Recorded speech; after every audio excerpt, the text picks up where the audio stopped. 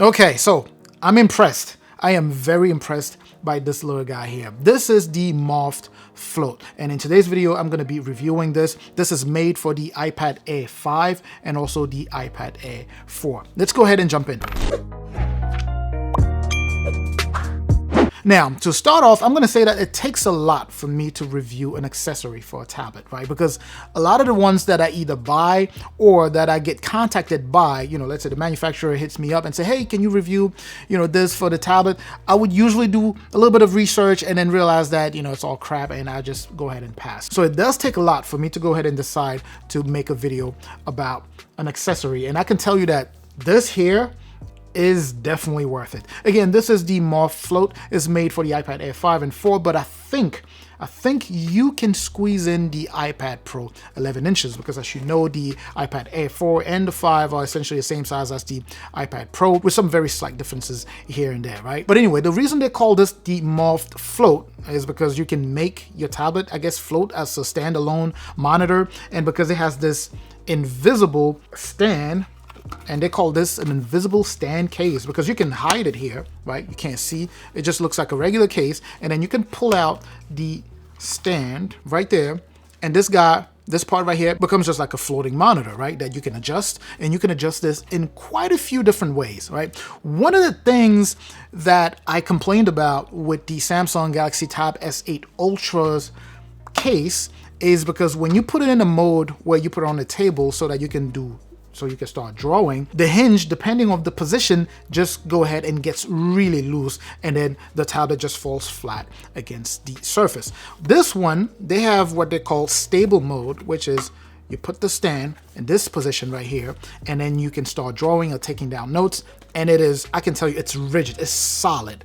That hinge is so strong that unless, of course, obviously you put a lot more force than you need to draw or take down notes, unless you do that, it will stand still without moving. That is very, very impressive. So that's one way you can do it. You can also open the second part of that stand and you can have it sit in portrait mode, right? So let's say if you're in the kitchen, maybe you're looking at the recipe, or if you're just reading something, right? You're reading a book and you want to put everything in portrait mode so that you can go ahead and scroll through, whether it's a website, whatever the case may be, you could do it this way so that you can have it on a flat surface as you see here, and you'll be able to do just that. So it's very neat to use in different ways. And I can't emphasize this enough. The hinge there, it actually takes a little bit of force for you to be able to press everything in and to pull it out, right? And as I mentioned, you can adjust the height. The one downside, and I think this is probably going to be the only complaint that I have about this, is that when you have it at the highest height, like here, it doesn't really stand alone anymore like that. It actually runs the risk of tipping over every time you put it at the highest height. So you have to kind of push it forward a little bit to give it a little bit more balance so that you have the weight of the tablet move forward a little bit to balance out with the part that is sitting flat on the surface, right? Now, if you have like a keyboard that you put right underneath it, obviously you could go all the way and it will still just stay there as long as the keyboard has some weight to it, or as long as you have your hands or your fingers holding down the keyboard. So that's the one thing that I'm going to say. And I'm not even going to say that it's really a bad thing, because it's not really built for you to have it so that it stands this way, right? It's for you to just have a monitor right there in front of you, eye level as you look down, so you can comfortably look down and be able to use your tablet. So if I have to say that there's something that I don't like about it, it would be that. But then again, that would be really a stretch. Otherwise, it's a very, very nice stand. You can adjust it in so many ways. You can push it all the way down where the tablet actually, or the base of the tablet, literally sits flat right next to the base of the stand itself. It could be this way, or you can even press some more and pull it away from the base and then have the tablet face you. Depending on how you're sitting, depending on your height and all of that good stuff, you can adjust as you see fit and as you feel would be more comfortable for you to use. It is really, really neat. Now, there's so many fun ways to play with that flexibility, right? As you move back and forth and all that good stuff. And as I mentioned, if you push it too high up, then it would just tip over. And if you think about it, the company did that on purpose, because allowing you to have it so that it goes all the way high up is not necessary for you to put it in that position and use it in that position. It's so that you can also flip the tablet over this way, right? And now you have the stand sitting in the back, and then you have it. Isn't this the coolest thing? And look how steady it's holding the tablet. It is so strong. And by the way, the tablet itself is very heavy, and this is me holding it with just that base. So that's a pretty cool move. That's even why I'm saying that I can't really call that a con, like a, pros and cons. I can't really say that that's even a con, because again, they allow you to go all the way up to here. If you put it down this way, it will tip over, but it's not for you to watch. It's just so that you can then go ahead and flip it over this way. And then once you're done, close it, and you're done. I'm going all over the place. I'm not necessarily going in a particular order, simply because I like this thing and I'm still discovering different ways of using it. But so far, I am very much liking it. Now, they have a spot here where you can attach the Apple Pencil 2nd Gen. So they made it so it dips so that it's thin enough to still allow for the magnet from the iPad itself to still allow the Apple Pencil to attach to it. So it won't be as strong as if it were attached to the actual, tablet, which makes sense, right? But it's still there, and it's a really useful function while sitting right there. You still have access to the buttons here, and feedback is very good. As you press, you could definitely feel it clicking, right? It's very, very nice. You get access to the fingerprint sensor. It's deep enough for you to be able to reach the actual fingerprint sensor, and it's also wide enough for you to actually, at least with my finger fits pretty nicely, and it unlocks very, very nicely. You have the cutouts for the speaker.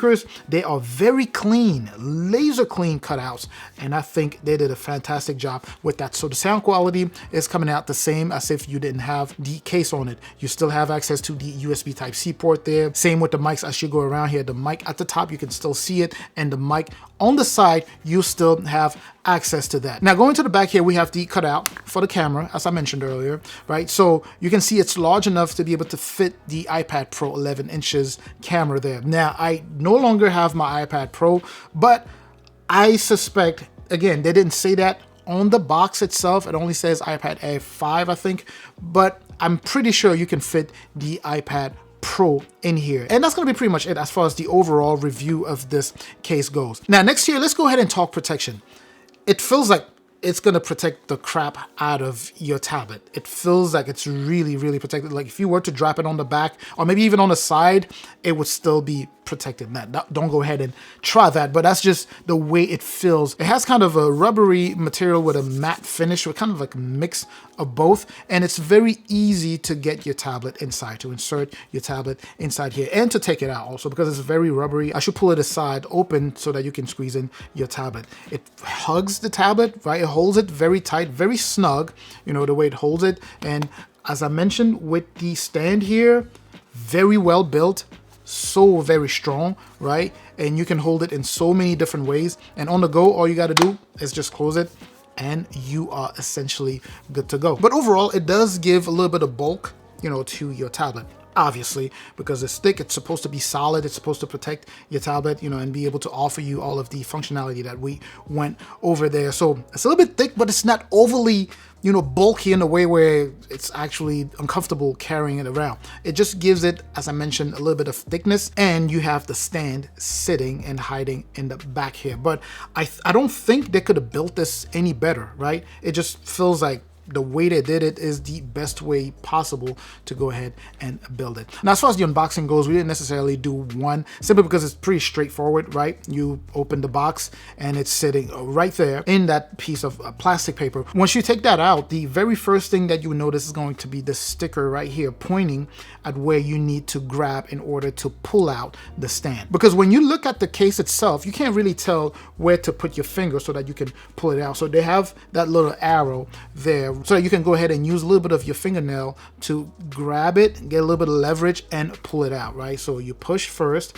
and then you pull the whole thing out. Now on the face of that case, they have the rubbery part here, a little bit raised, just a tiny bit, so that if you were to put your case flat, face first, flat against the surface there, it wouldn't touch the surface. It wouldn't touch the desk. It wouldn't touch the table, right? So that's pretty nice. So you get some level of protection. Not saying that if you were to drop your case or if you were to drop your tablet in this case face first, it will be protected. But if you were to put it down, that would help avoid any of the scratches that you would otherwise get had you not had a case. Now, overall, here's my take. this is a major go. If you have an iPad Air 4 or an iPad Air 5 or an iPad Pro 11 inches, this is the case to grab for it. Of course, you can go ahead and grab the official Apple cases and, you know, the smart cover, smart case and all that good stuff, smart keyboard and all that good stuff. You could grab those. They'll cost you a pretty penny. But if you want to save some money, I think this is a go. In fact, the way this is going, I'm going to have to contact them and see if you are interested. I'm going to contact them and see if they make any case for, you know, Android. I don't know that they do, but I'm going to check with them and see if they do. I'm going to see what they have for Android tablets and then maybe start reviewing those, because I try to stay away from reviewing accessories, specifically cases, because the ones that I have reviewed or the ones that I have bought, only a couple of them were good, and some of the manufacturers that have contacted me didn't necessarily have what I felt were really good cases for me to review and share with you all. But I could definitely tell you that anytime I get my hands, if I buy one that actually is worth me sharing with you, I definitely will do that, like it is the case with this guy. But anyway, I'm going to put the links in the description if you are trying to grab one of these, wherever they sell it at, so that you can grab one of these. It's definitely something to try if you have an iPad Air or an iPad Pro and you want something that is versatile. I just absolutely love the versatility that you get with this case here, and also the level of protection that you get with it. It feels very premium also, I should add. It feels very premium, very well built, it feels sturdy, and it just looks cool. That's my take on here.